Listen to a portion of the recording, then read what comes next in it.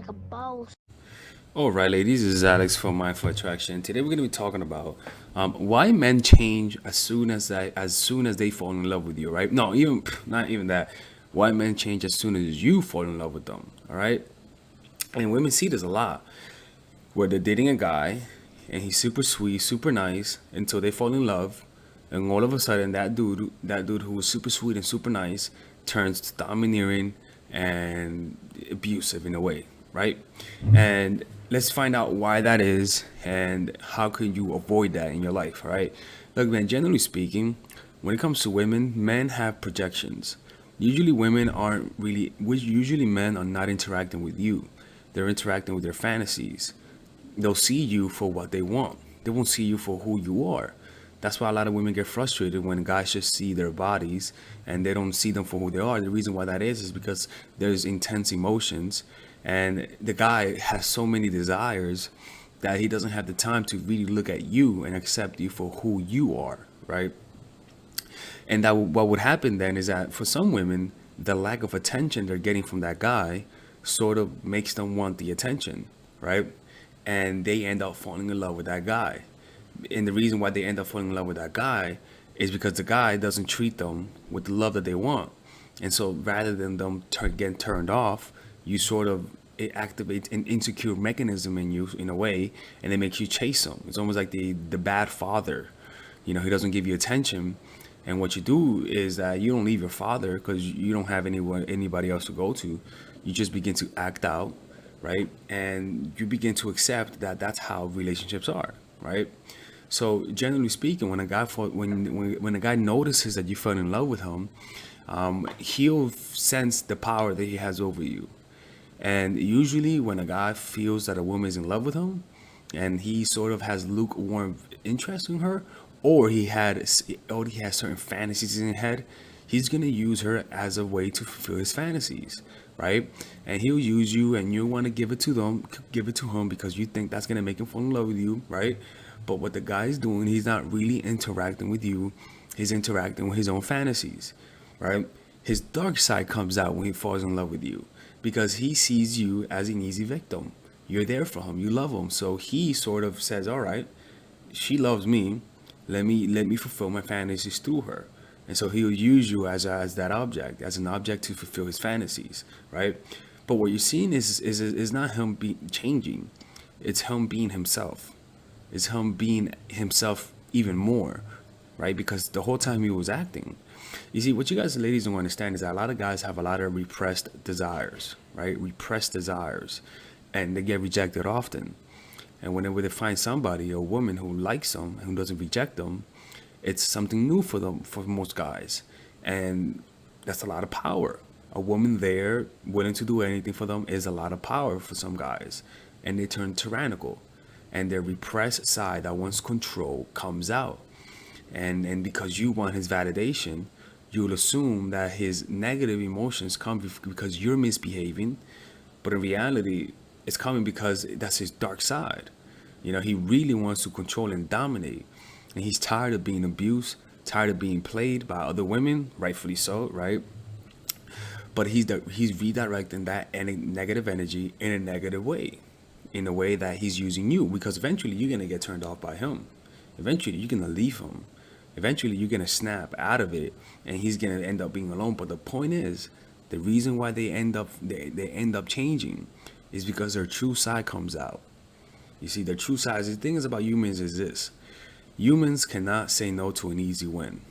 Humans also naturally want to destroy easy targets. It's too easy.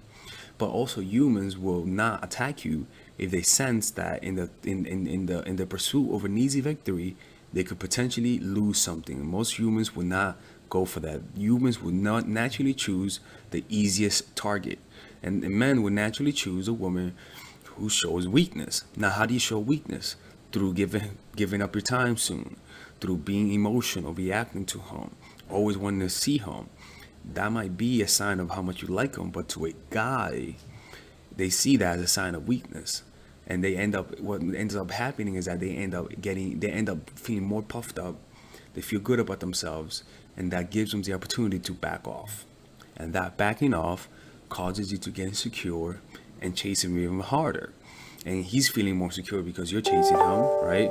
And once you fall in love, he senses that he fully has you. He doesn't budge. He doesn't change for you. You know, he promised he was going to change, but he'll never change. But you're in love with him now. Now you're stuck, you know? And so in reality, it's not that those guys change, man. It's just that their true side comes out. You know, some people are just waiting for you to fall in love with them, or waiting for you to be fully dependent on them so that they can show their true light. And you know what? That's kind of smart, because if you want to change this system, you don't change it first. You first go in the system, gain power, and then you change it, right? You don't demand change initially, right? A guy doesn't demand you to change initially. He'll first wait for you to fall in love with him, and then he'll back off and use what he wants as a way, as a leverage to help to make you do what he wants, because you're really in love with him, right? And that's why you should always be aware of a guy who always be aware of a guy's shadow, you know, because if you're not looking for a guy's shadow, and you're only noticing his good side, again, you're looking at a two-dimensional flat version of that person.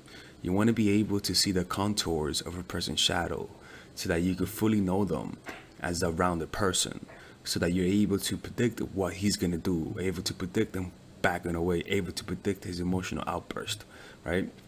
And so that's what happens, man. You know, like, it's unfortunate because it's for some women it's hard, because I can see how it's difficult sensing or being able to tell whether or not a guy is genuine.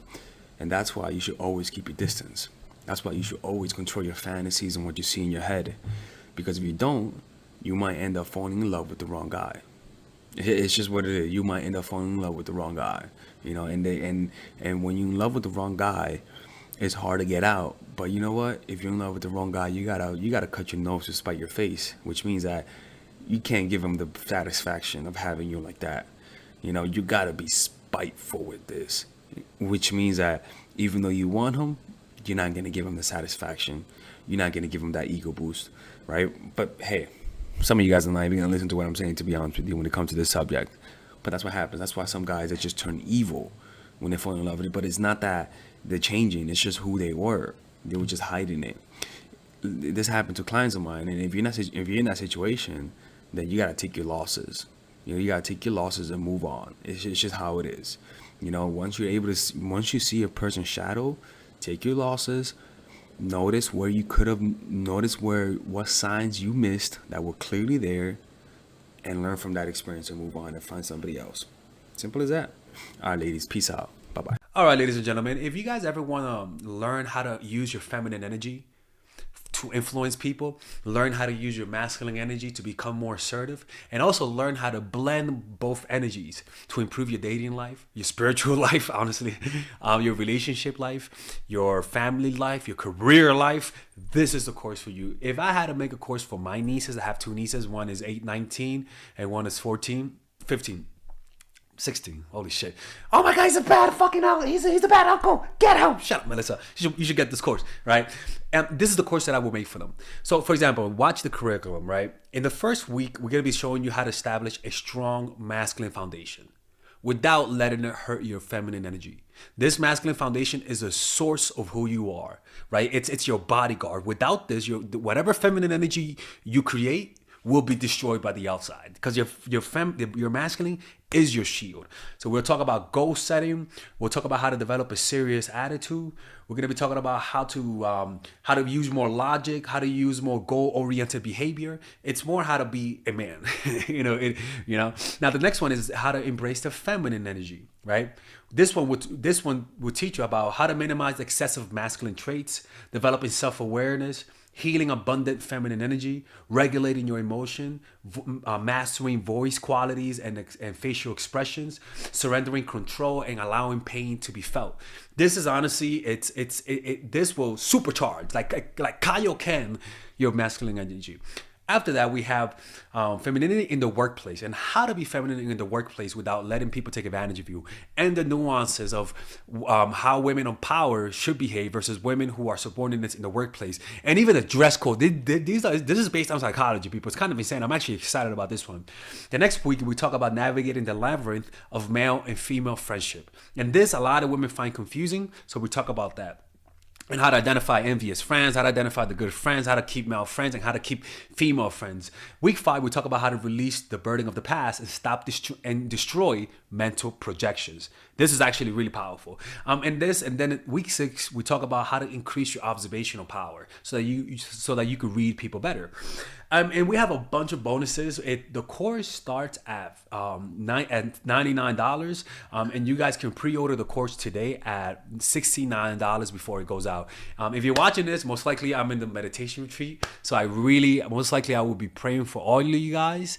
And just click on the description down below of the video. Right there, you'll see it, and you could pre-order that course. It's gonna be out by the end of next month or the beginning of February of March. One of the two, people, because I have a 10-day retreat to do, and I want to finish the course after the retreat, because I think the ideas are gonna be so much better. All right, man. I'll see you guys later. Pre-order, man. I'm closing the channel.